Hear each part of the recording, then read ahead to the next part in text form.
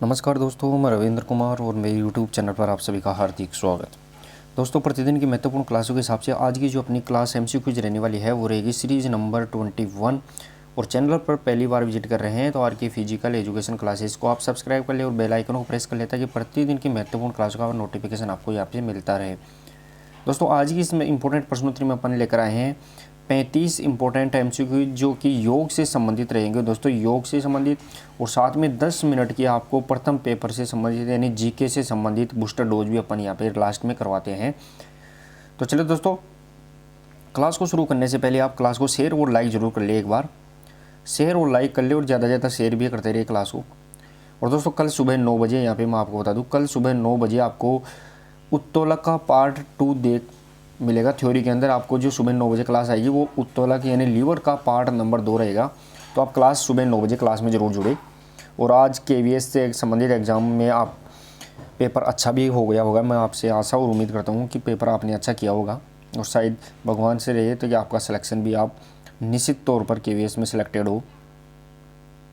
तो चलिए दोस्तों, प्रश्न नंबर 1 देखते हैं। यहाँ पे योग से रिलेटेड 35 प्रश्नों में प्रश्न नंबर 1 रहेगा दोस्तों। यहाँ पे प्रश्न नंबर 1, योग शब्द की उत्पत्ति किस भाषा के शब्द से हुई है। दोस्तों, भाई जो योग शब्द है इसकी उत्पत्ति है वो कौन सी भाषा के शब्द के द्वारा की गई है, ये अपने को यहाँ पे बताना है। लैटिन, अरबी, संस्कृत, यूनानी। और दोस्तों, क्लास को शेयर और लाइक आप ज़्यादा से ज़्यादा करते रहिए। प्रश्न आज 35 एमसीक्यूज लेकर आए हैं और 10 मिनट के लास्ट में अपन जीके से संबंधित बूस्टर डोज लेते हैं, वो भी यहाँ पे इंपॉर्टेंट रहती है। तो आप क्लास में जुड़े रहिए और शेयर और लाइक जरूर करते रहिए। प्रश्न नंबर 1, योग शब्द की जो उत्पत्ति है वो यहाँ पे संस्कृत भाषा से हुई है। ये अपने को यहाँ पे इंपॉर्टेंट फैक्ट रहने वाला है। संस्कृत भाषा का सही आंसर रहेगा दोस्तों यहाँ पे संस्कृत भाषा के शब्द से यहाँ पे। अब वो शब्द कौन सा है वो अपने नेक्स्ट प्रश्न में देखेंगे, लेकिन संस्कृत भाषा के शब्द से हुई है। कौन से शब्द की? योग शब्द की उत्पत्ति। अब दोस्तों, योग का अर्थ क्या होता है? तो योग का अर्थ होता है यहाँ पे जोड़ना या योजन, योजन या जोड़ना, ये योग शब्द का अर्थ होता है। नेक्स्ट और अगला प्रश्न नंबर 2 देखे दोस्तों। प्रश्न नंबर 2 रहेगा, योगे कर्मेषु कौशलम परिभाषा किसने दी है। दोस्तों, यहाँ पे योगे कर्मेषु कौशलम जो परिभाषा है, डेफिनेशन है, ये परिभाषा किसने दी है, ये अपने को यहाँ पे बताना है। योगे कर्मेषु कौशलम परिभाषा किसके द्वारा दी गई है? रामायण, महाभारत, महाभाष्य या भगवत गीता, इनमें से किसके अंदर यह परिभाषा दी गई है? योग कर्मेषु कौशलम। प्रश्न नंबर 2 सही आंसर रहेगा दोस्तों यहाँ पे जो भगवत गीता है, योग कर्मेषु कौशलम, ये परिभाषा या जो डेफिनेशन है ये भगवत गीता के अंदर दी गई है, योग कर्मेषु कौशलम। नेक्स्ट और अगला प्रश्न नंबर 3 देखे दोस्तों। ज़्यादा अपन टाइम नहीं लेंगे दोस्तों यहाँ पे। प्रश्न नंबर 3 रहेगा यहाँ पे, योग शब्द की उत्पत्ति संस्कृत भाषा के किस शब्द से हुई है। जैसे भाई योग शब्द की जो उत्पत्ति है वो कौन सी भाषा से हुई है? संस्कृत भाषा से। लेकिन कौन से शब्द से हुई है ये अपने को यहाँ पे बताना है। युग, युज, योग, योग, इनमें से कौन सा शब्द है जिसके द्वारा योग शब्द की उत्पत्ति संस्कृत भाषा के शब्द से हुई है? दोस्तों, योग शब्द की जो उत्पत्ति हुई है ये संस्कृत भाषा के कौन से शब्द से? प्रश्न नंबर 3 सही आंसर रहेगा दोस्तों, ये युज शब्द से हुई है। जिसका अर्थ क्या होता है दोस्तों यहाँ पे? जिसका अर्थ होता है जोड़ना, जोड़ना या संयोजन, संयोजन होता है। इंपॉर्टेंट रहेगा दोस्तों यहाँ पे। नेक्स्ट और अगला प्रश्न नंबर 4, क्लास को शेयर और लाइक आप ज़्यादा ज़्यादा करते रहिए। प्रश्न नंबर 4 देखे दोस्तों यहाँ पे, स्थिर सुखम आसनम परिभाषा किसके द्वारा दी गई है। यहाँ पे एक परिभाषा दी गई है स्थिर सुखम आसनम, ये परिभाषा है वो किसके द्वारा दी गई है? यानी इस सुखपूर्वक, यानी इसका अर्थ क्या होता है कि सुखपूर्वक बैठना ही आसन है, यानी सुखपूर्वक बैठना ही आसन है। यानी स्थिर सुखम आसनम, ये परिभाषा किसके द्वारा दी गई है? महर्षि पतंजलि, वेदव्यास, स्वामी रामचरण रामदेव। प्रश्न नंबर 4 सही आंसर रहेगा दोस्तों, वो रहने वाला है महर्षि पतंजलि के द्वारा स्थिर सुखम आसन की परिभाषा यहाँ पे दी गई है। नेक्स्ट और अगला प्रश्न नंबर 5 देखे दोस्तों। प्रश्न नंबर 5 रहेगा अगला इंपॉर्टेंट क्वेश्चन। प्रश्न नंबर 5, योगश्चित्तवर्ती च निरोधय परिभाषा किसके द्वारा दी गई है। दोस्तों, यहाँ पे ये परिभाषा डेफिनेशन दी गई है, योगश्चित्तवर्ती च निरोधय, ये परिभाषा है वो किसके द्वारा दी गई है? घेरन, महर्षि घेरन, महर्षि पतंजलि, महर्षि वेदव्यास, महर्षि शाक्य, इनमें से किसके द्वारा दी गई है योगश्चित्तवर्ती च निरोधय? यानी शरीर में किसी भी प्रकार की कोई वृत्ति, शरीर में किसी भी प्रकार की कोई वृत्ति या विघ्न या कोई कमी ना हो, वही योग होता है। ये अपने को योगश्चित वृत्ति से निरोध, इसकी डेफिनेशन होती है। तो ये परिभाषा किसके द्वारा दी गई है? प्रश्न नंबर 5 का सही आंसर रहने वाला है वो रहेगा दोस्तों महर्षि पतंजलि के द्वारा योगश्चित वृत्ति से निरोध ये परिभाषा दी गई है। सही आंसर रहेगा दोस्तों यहाँ पे महर्षि पतंजलि। नेक्स्ट और अगला प्रश्न नंबर 6 देखिए दोस्तों। प्रश्न नंबर 6, किसने योग का अर्थ समाधि बताया है? दोस्तों यहाँ पे किसने योग का अर्थ है वो यहाँ पे समाधि बताया है, ये अपने को यहाँ पे बताना है। यानी योग का अर्थ समाधि होता है, ये किसके द्वारा बताया गया है? क्लास को भी आप शेयर करते रहिए दोस्तों। सुबह 9 बजे आपको उत्तोलक ध्यान रखना है, उत्तोलक का पार्ट नंबर 2 आपको यहाँ पे देखने को मिलेगा। तो थ्योरी की सुबह 9 बजे आप थ्योरी की क्लास में जरूर जुड़े। प्रश्न नंबर 6 सही आंसर रहेगा दोस्तों यहाँ पे जो योग का अर्थ समाधि होता है, ये बताने वाला प्रश्न नंबर 6 का सही आंसर रहेगा दोस्तों महर्षि वेदव्यास के द्वारा बताया गया है कि योग का अर्थ समाधि होता है। नेक्स्ट और अगला प्रश्न नंबर 7 देखिए दोस्तों। प्रश्न नंबर 7, योग के प्रथम गुरु कौन माने जाते हैं? दोस्तों यहाँ पे योग है, इस योग के जो प्रथम गुरु है वो कौन माने जाते हैं, ये अपने को यहाँ पे बताना है। महर्षि पतंजलि, भगवान शिव, महर्षि चरक या महर्षि वेदव्यास। योग के प्रथम गुरु कौन माने जाते हैं या योग का आदि पुरुष कौन है? योग का आदि पुरुष कौन है, ये अपने को यहाँ पे बताना है। प्रश्न नंबर 7 का सही आंसर रहने वाला है वो रहेगा दोस्तों यहाँ पे योग का आदि पुरुष या योग का जो प्रथम गुरु माना जाता है उसे भगवान शिव को माना जाता है। सही आंसर रहेगा दोस्तों भगवान शिव, ये योग के आदि पुरुष या वो योग के प्रथम गुरु है। नेक्स्ट और अगला प्रश्न नंबर 8 देखिए दोस्तों। प्रश्न नंबर 8 रहेगा। प्रश्न नंबर 8 देखिए दोस्तों यहाँ पे अष्टांग योग के कितने चरण हैं? दोस्तों यहाँ पे अष्टांग योग है, इसके कितने चरण हैं ये अपने को यहाँ पे बताना है। अष्टांग योग के कितने चरण हैं? 10, 12, 8, 9। अष्टांग योग के कितने चरण हैं? दोस्तों नाम में ही छिपा है अष्टांग योग, जिसके कितने चरण होते हैं। तो प्रश्न नंबर 8 का सही आंसर रहने वाला है वो रहेगा दोस्तों यहाँ पे अष्टांग योग के जो चरण होते हैं वो यहाँ पे 8 चरण होते हैं, जिन्हें अपन यम, नियम, आसन, प्राणायाम, प्रत्याहार, धारणा, ध्यान, समाधि इनके नाम से जानते हैं। तो वो 8 नियम होते हैं। यम, नियम, आसन, प्राणायाम, प्रत्याहार, धारणा, ध्यान, समाधि, अष्टांगों के 8 चरण होते हैं। नेक्स्ट और अगला प्रश्न नंबर 9 देखिए दोस्तों। प्रश्न नंबर 9, अष्टांग योग का 5वां चरण कौन सा होता है? दोस्तों यहाँ पे अष्टांग योग है, इसका जो 5वां चरण है वो कौन सा होता है ये अपने को यहाँ पे बताना है। यम, धारणा, ध्यान, प्रत्याहार। दोस्तों अष्टांग योग के कितने चरण होते हैं? तो अष्टांग योग के 8 चरण होते हैं। उनमें से यम, नियम, आसन, प्राणायाम, प्रत्याहार, धारणा, ध्यान और समाधि, ये जो 8 अंग होते हैं उनमें से 5वां कौन सा है? तो वो प्रश्न नंबर 9 का सही आंसर रहने वाला है वो रहेगा दोस्तों यहाँ पे प्रत्याहार। ये अष्टांग योग का 5वां चरण होता है। नेक्स्ट और अगला प्रश्न नंबर 10 देखिए दोस्तों। प्रश्न नंबर 10, निम्न में से कौन सा अष्टांग योग का चरण नहीं है? दोस्तों इनमें से अष्टांग योग का चरण नहीं है पूछा गया है, नहीं है, कौन सा नहीं है जो अष्टांग योग के अंतर्गत नहीं आता है? दोस्तों मैंने बताया अष्टांग योग के यम, नियम, आसन, प्राणायाम, प्रत्याहार, धारणा, ध्यान, समाधि जो 8 अंग होते हैं उनमें से कौन सा अंग यहाँ पे जो अंग है वो नहीं है या चरण नहीं है। क्लास को भी आप शेयर ज़्यादा से ज़्यादा करते रहिए दोस्तों। क्लास को शेयर और लाइक आप करते हैं तो यहाँ पे मेरे को मोटिवेशन मिलता है और भी अच्छे क्वेश्चन आपको सेलेक्ट करने के लिए।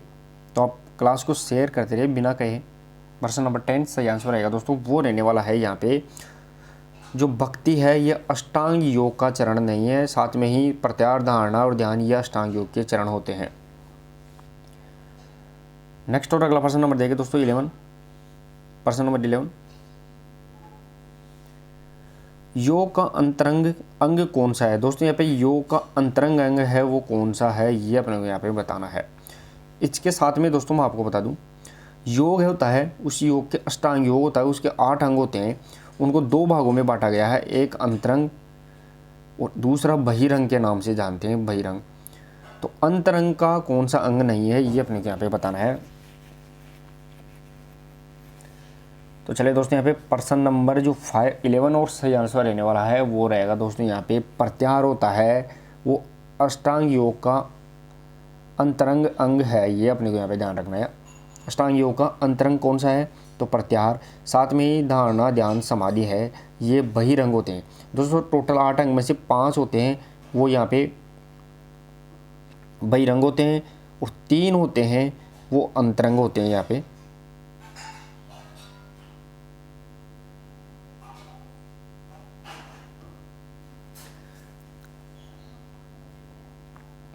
दोस्तों यहाँ पे मैं आपको बता दूं थोड़ा सा प्रश्न में यहाँ पे मिस्टेक है।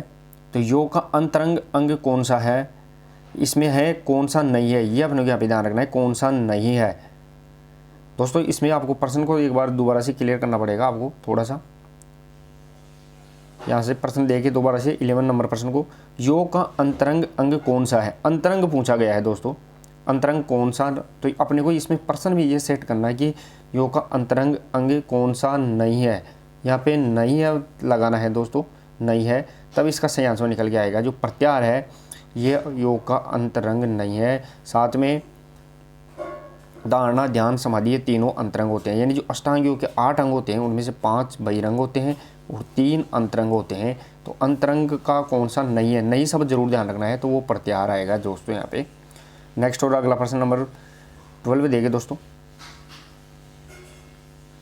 प्रश्न नंबर 12 रहने वाले हैं यहाँ पे, योग सूत्र का पहला अध्याय क्या कहलाता है। दोस्तों ये योग सूत्र का पहला अध्याय है वो क्या कहलाता है, ये अपने को यहाँ पे बताना है। योग सूत्र का पहला अध्याय है उसे अपन किस नाम से जानते हैं? समाधि, साधन, समाधि, कैवल्य या विभूति। दोस्तों योग सूत्र के कितने अध्याय होते हैं? तो वो 4 अध्याय होते हैं, जिसमें अपन यहाँ पे साधन, समाधि, कैवल्य, विभूति है। तो योग सूत्र का पहला अध्याय कौन सा होता है इसमें से? तो प्रश्न नंबर 12 का सही आंसर रहने वाला है वो रहेगा दोस्तों यहाँ पे जो समाधि पाद होता है या समाधि अध्याय होता है योग सूत्र का पहला, जिसे अपन यानी पहला कौन सा होता है? समाधि, दूसरा साधन, तीसरा कैवल्य और विभूति। ये अपने को यहाँ पे ध्यान रखना है, समाधि, साधन, कैवल्य और विभूति। नेक्स्ट और अगला प्रश्न नंबर 13 देंगे दोस्तों। प्रश्न नंबर 13, आधुनिक युग का जनक, आधुनिक योग का जनक किसे कहा जाता है? दोस्तों यहाँ पे युग नहीं है, योग है, तो आधुनिक योग। दोस्तों तो यहाँ पे थोड़ी सी टाइपिंग मिस्टेक है, आपको यहाँ पे करेक्शन करना है, उसी के अकॉर्डिंग ध्यान देना है। तो आधुनिक योग आएगा यहाँ पे दोस्तों। आधुनिक योग का जनक किसे कहा जाता है? टाइपिंग मिस्टेक के कारण थोड़ी सी दिक्कत है दोस्तों यहाँ पे। तो आधुनिक योग का जनक किसे कहते हैं ये अपने को यहाँ पे बताना है। बाबा रामदेव, पतंजलि, भगवान शिव या महर्षि चरक। प्रश्न नंबर 13 सही आंसर रहेगा दोस्तों यहाँ पे वो रहने वाला है महर्षि पतंजलि है वो आधुनिक योग का जनक रहेगा दोस्तों। नेक्स्ट और अगला प्रश्न नंबर 14, प्रश्न नंबर 14 देखिए दोस्तों, प्रथम विश्व योग दिवस कब मनाया गया? दोस्तों यहाँ पे जो प्रथम विश्व योग दिवस है वो कब मनाया गया, ये अपने को यहाँ पे बताना है, कब मनाया गया।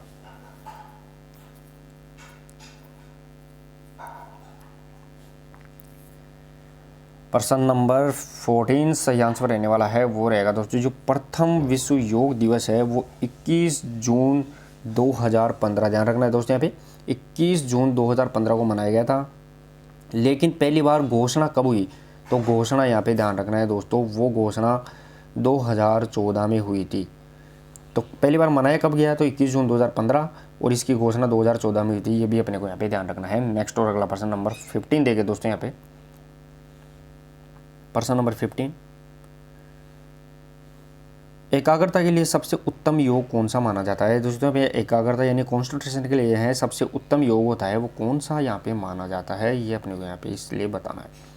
भक्ति, ज्ञान, राजयोग, हठ योग। एकाग्रता यानी कॉन्सेंट्रेशन बढ़ाने के लिए जो सबसे उत्तम योग होता है वो कौन सा होता है? प्रश्न नंबर 15 सही आंसर रहेगा दोस्तों वो रहने वाला है यहाँ पे राजयोग। एकाग्रता बढ़ाने के लिए सबसे उत्तम योग माना जाता है। नेक्स्ट और अगला प्रश्न नंबर 16 देखे दोस्तों यहाँ पे। प्रश्न नंबर 16 रहने वाला है यम का कौन सा भाग नहीं है? दोस्तों यहाँ पे यम का कौन सा भाग नहीं है पूछा गया है, कौन सा भाग नहीं है? दोस्तों यहाँ पे यम और नियम, यम होता है वो सामाजिक अनुशासन से रिलेटेड होता है और नियम होता है वो यहाँ पे व्यक्तिगत अनुशासन से संबंधित होता है। तो जो यम होता है वो सामाजिक अनुशासन का प्रतीक होता है। यम के कितने भाग होते हैं दोस्तों? तो यम के 5 भाग होते हैं और 5 ही नियम के भाग होते हैं, ये अपने को यहाँ पे ध्यान रखना है। तो यम के कौन सा भाग इनमें से नहीं है बताना है अपने को। प्रश्न नंबर 16 सही आंसर रहेगा दोस्तों यहाँ पे जो स्वाध्याय है ये यम का भाग नहीं है। नेक्स्ट और अगला प्रश्न नंबर देखिए दोस्तों 17। प्रश्न नंबर 17 देखिए दोस्तों, नियम का किससे संबंध होता है? दोस्तों मैंने अभी बताया इसी प्रश्न में कि नियम का संबंध है वो किससे होता है। यम का भी बता दिया मैंने और नियम का भी बताना है। दोस्तों यहाँ पे मैंने बताया था कि यम का संबंध किससे होता है तो वो सामाजिक अनुशासन से होता है, और नियम का किससे होता है मैंने इसी प्रश्न में बताया था, पिछले प्रश्न में। तो यहाँ पे बताना है आपको नियम का संबंध किससे होता है। तो प्रश्न नंबर 17 का सही आंसर रहने वो रहेगा दोस्तों यहाँ पे व्यक्तिगत अनुशासन से संबंधित ये नियम का होता है। और नियम के भी 5 भाग होते हैं दोस्तों यहाँ पे, सोच, संतोष, तप, स्वाध्याय और ईश्वर प्राणिदान, ये यहाँ पे नियम के 5 भाग होते हैं। नेक्स्ट और अगला प्रश्न नंबर 18 देखें दोस्तों। प्रश्न नंबर 18, यम का संबंध किससे होता है? दोस्तों यहाँ पे यम का संबंध किससे होता है ये अपने को यहाँ पे बताना है। यम का संबंध किससे होता है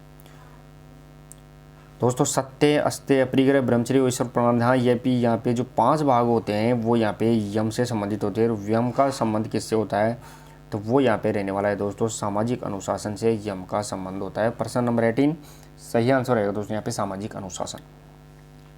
क्लास को शेयर और लाइक जरूर करते रहिए दोस्तों। यहाँ पे क्लास अगर आपको पसंद आती है तो जरूर शेयर और लाइक करिए। प्रश्न नंबर नेक्स्ट और अगला इंपॉर्टेंट 19 देखे दोस्तों यहाँ पे। प्रश्न नंबर 19, कौन से चरण को अंतरंग व बहिरंग का मिलन स्थल कहा जाता है? दोस्तों इनमें से कौन सा चरण है जिसको अंतरंग और बहिरंग का मिलन स्थल के नाम से अपन जानते हैं? इंपॉर्टेंट रहेगा दोस्तों ये। दोस्तों मैंने बताया था अष्टांग योग के 8 चरण होते हैं, इनमें से 5 यहाँ पे बहिरंग और 3 अंतरंग होते हैं, लेकिन इनका जो मिलन स्थल होता है वो मिलन स्थल कौन सा अंग कहलाता है? धारणा, प्रत्याहार, समाधि, आसन।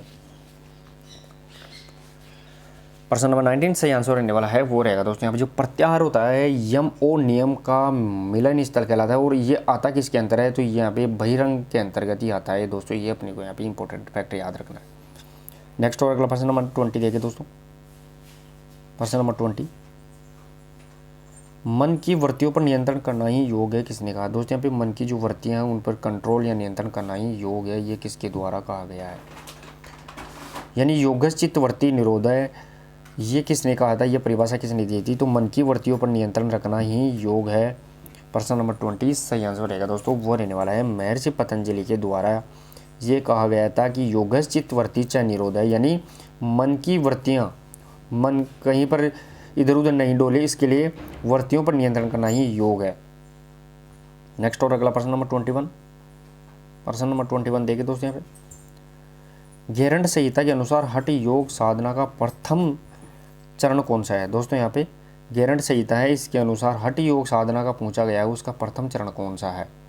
यम, नियम, शुद्धि क्रिया, प्राणायाम।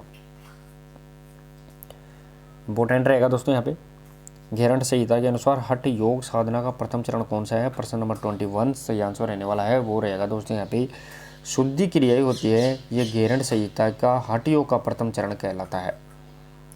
नेक्स्ट और अगला प्रश्न नंबर 22।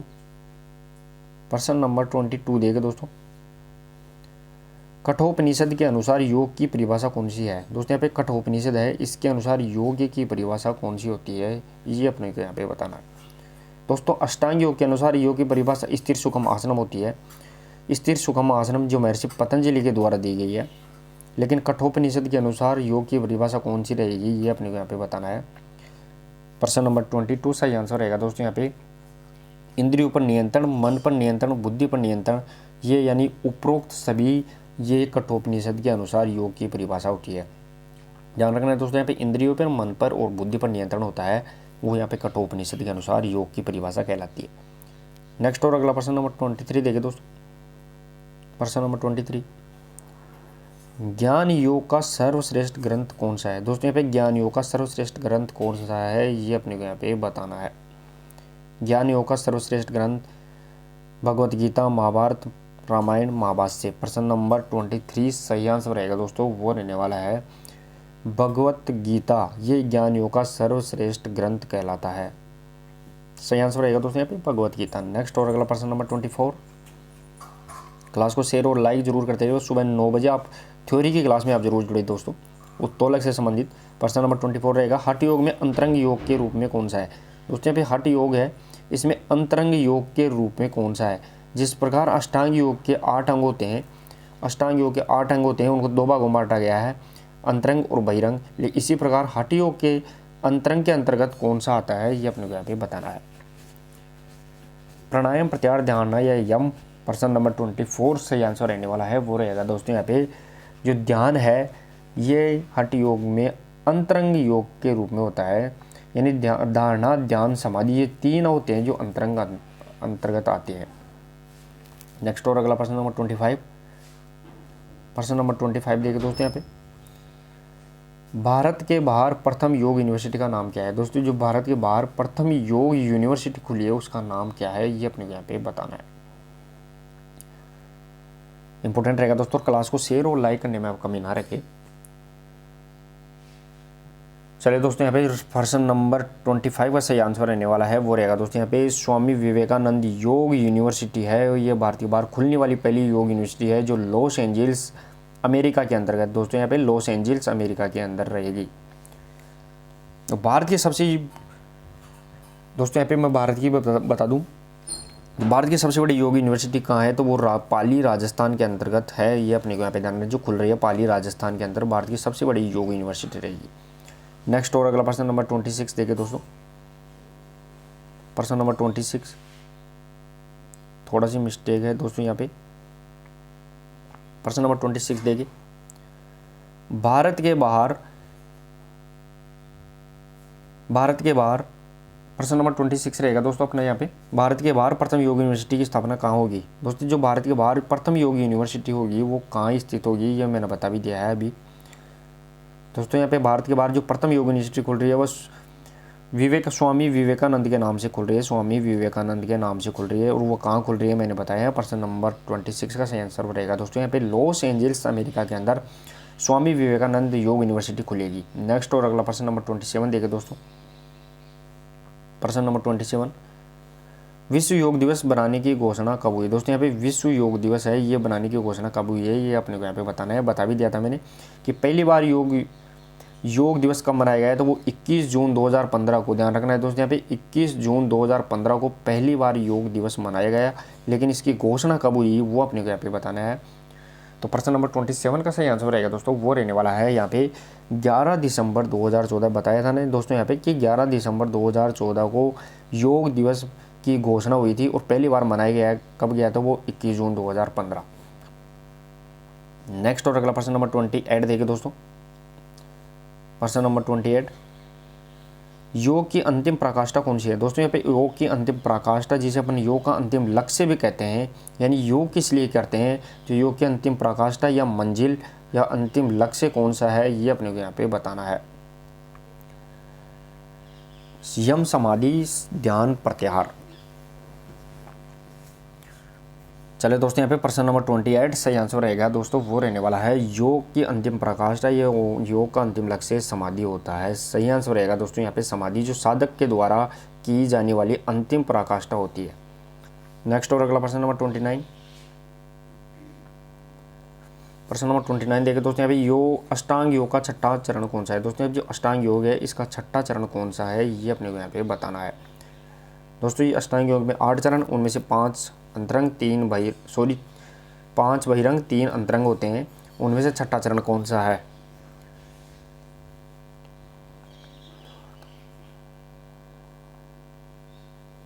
चलिए दोस्तों प्रश्न नंबर 29 का सही आंसर रहेगा दोस्तों वो रहने वाला है यहाँ पे धारणा होता है, वो अष्टांग योग का छठा चरण होता है। नेक्स्ट और अगला प्रश्न नंबर 30 देखें दोस्तों, क्लास को आप ज़्यादा से ज़्यादा शेयर और लाइक करते रहे दोस्तों। प्रश्न नंबर 30, योग में समाधि का अर्थ क्या होता है। दोस्तों जी योग होता है उसमें जो समाधि होती है, इस समाधि का अर्थ क्या होता है, ये अपने को यहाँ पे बताना है।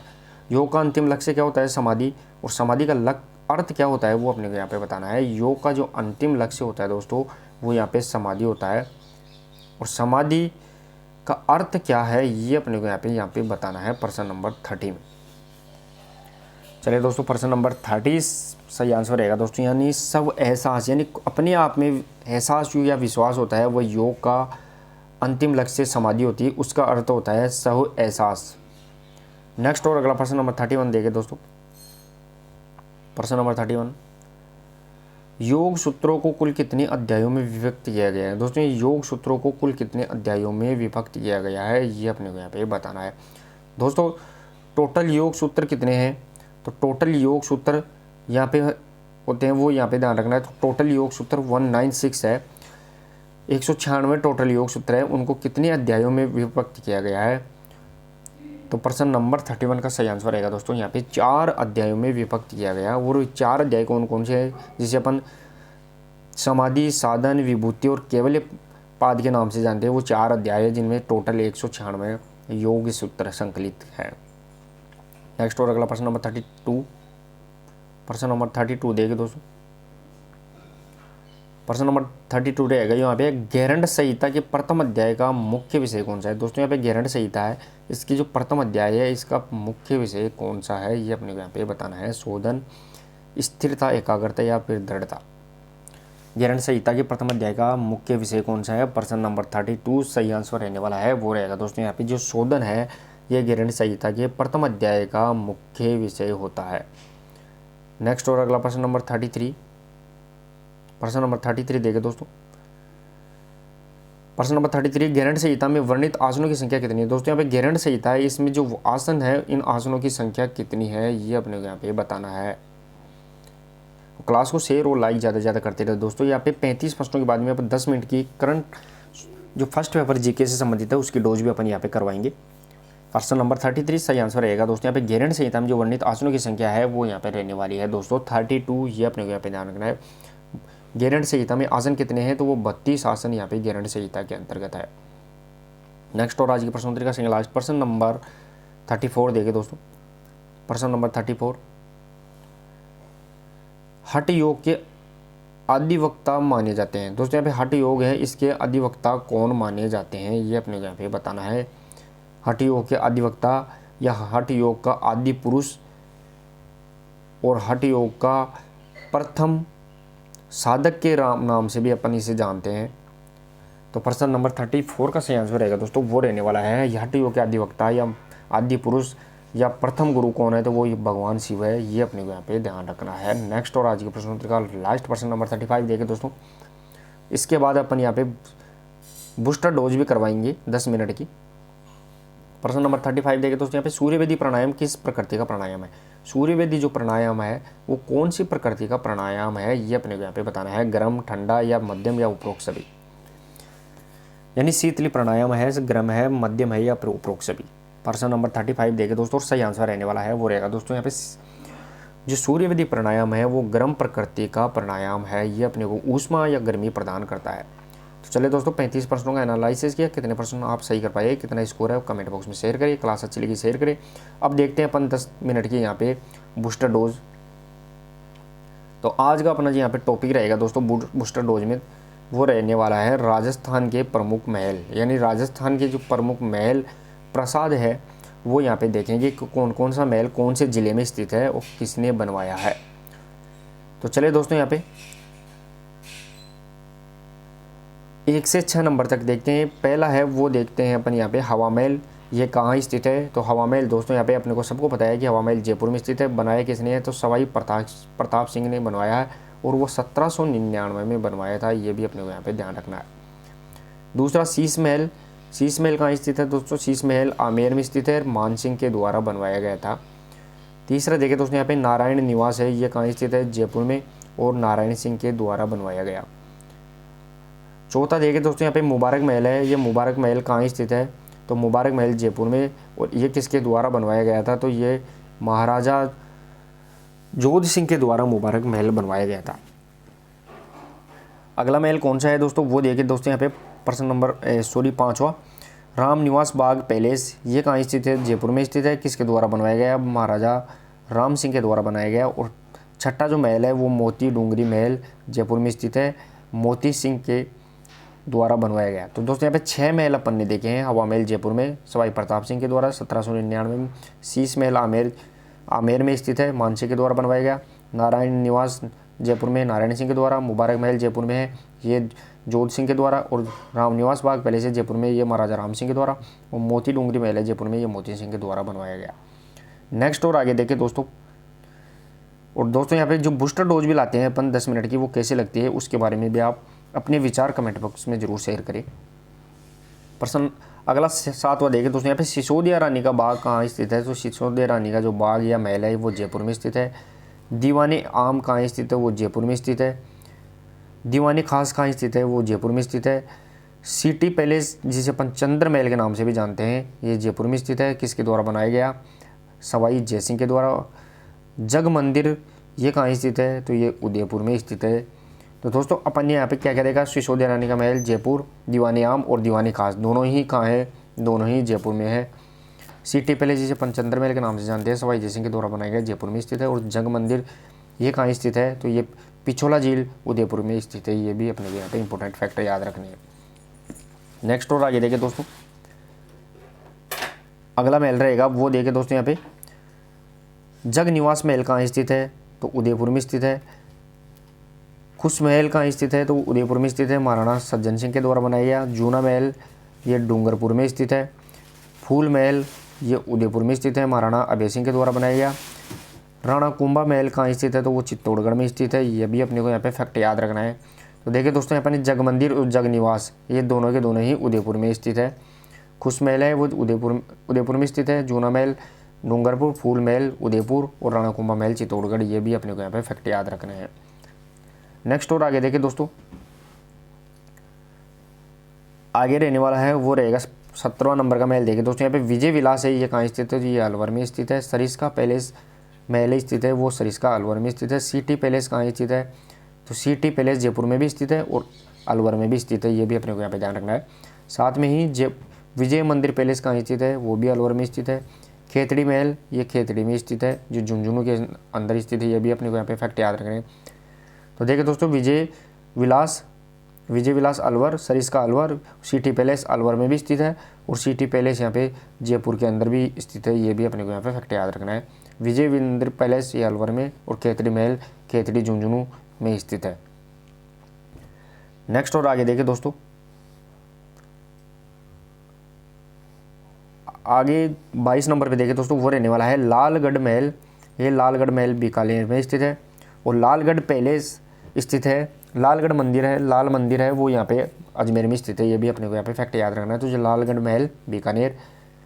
अनूप महल बीकानेर में स्थित है, महाराजा अनूप सिंह के द्वारा बनाया गया। बादल महल जैसलमेर के अंदर स्थित है। जवाहर महल ये जवाहर महल भी जैसलमेर में है। उमेद भवन पैलेस जोधपुर में स्थित है, शेरशाह सूरी के टाइम में बनाया गया था।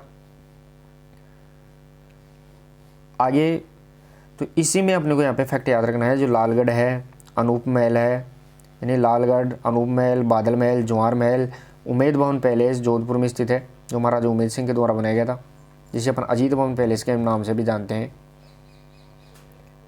नेक्स्ट और आगे देखिए 27 नंबर से दोस्तों। 27 नंबर पर रहने वाला है वो रहेगा दोस्तों यहाँ पे तुलाती महल। तुलाती महल इंपॉर्टेंट रहेगा दोस्तों, वो जोधपुर में स्थित है। साथ में ही गोपाल भवन महल है, वो डीग भरतपुर के अंदर स्थित है, जिसे अपन फंवारों से नगरी भी के नाम से जानते हैं।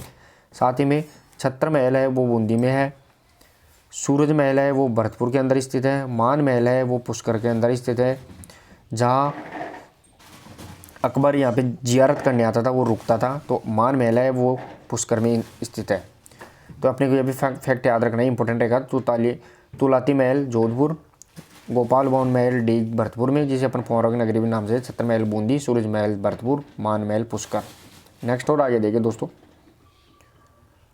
आगे रहने वाला है वो रहेगा सुजान महल है, वो सुजान महल तारागढ़ अजमेर में स्थित है। गोल महल वो उदयपुर में स्थित है। एक थंबिया महल डूंगरपुर में और एक थंबा वो जोधपुर में स्थित है। यानी एक थंबिया डूंगरपुर और एक थंबा पूछे अगर, तो वो यहाँ पे जोधपुर में रहेगा दोस्तों। थंबिया और थंबा दोनों में अलग फ़र्क है। आगे बिजोलाई महल है, वो कायलाना पहाड़ी जोधपुर में स्थित है और काठ का रेन बसेरा है, वो झालावाड़ में स्थित है। तो ये भी अपने को यहाँ पे फैक्ट याद रखने हैं। सुजान महल तारागढ़ अजमेर, गोल महल उदयपुर, एक थंबिया डूंगरपुर, एक थंबा जोधपुर, बिजोलाई महल यहाँ पे कायलाना जोधपुर कांट का रेन बसेरा है वो झालावाड़।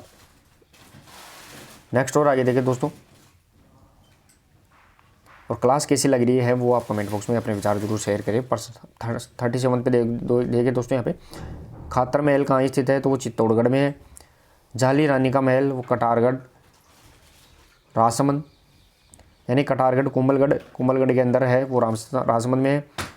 पुष्पक महल है वो रणथंभौर सवाई माधोपुर, इंपॉर्टेंट रहेगा दोस्तों। यहाँ पे सुख महल है, सुख महल बूंदी के अंदर है। चेखले महल जोधपुर में स्थित है, ये भी अपने को यहाँ पे ध्यान रखना है। तो खातर महल चित्तौड़गढ़, झाली रानी का महल कटारगढ़, कुंभलगढ़ राजसमंद, पुष्पक महल रणथंभौर, इंपॉर्टेंट रहेगा दोस्तों। यहाँ पे सुख महल भी इंपॉर्टेंट पूछा गया है बार बार बूंदी में। और चेखले महल ये जोधपुर, या चोखोलाव भी बोल सकते हैं अपन, चोखेलाव वो भी जोधपुर में स्थित है। आगे देखिए दोस्तों 42 और 3 यहाँ पे वो रहने वाला है शीतला देवी महल, वो अलवर में स्थित है। शिल्ला देवी महल दोस्तों, यहाँ पे शिल्ला देवी का मंदिर पूछा जाए तो शिल्ला देवी का मंदिर पूछे तो वो आमेर में स्थित है, आमेर जयपुर। या फिर शिल्ला देवी महल पूछा गया है वो अलवर में स्थित है। गुलाब महल वो जेल सिंह के काल कोटा दुर्ग में स्थित है। ध्यान रखना है, जो गुलाब महल है वो जेल सिंह के द्वारा बनाया गया, वो कोटा दुर्ग में है। ये भी अपने को यहाँ पे फैक्ट याद रखना है। तो दोस्तों क्लास कैसी लगी, अगर अच्छी लगी हो तो शेयर और लाइक आप जरूर करें। और कल सुबह 9 बजे अपन यहाँ पे जो थ्योरी की क्लास रहेगी वो उत्तोलक का पार्ट नंबर 2 रहेगा, वो भी आप जुड़े। तो मिलते हैं दोस्तों कल सुबह 9 बजे, तब तक के लिए धन्यवाद।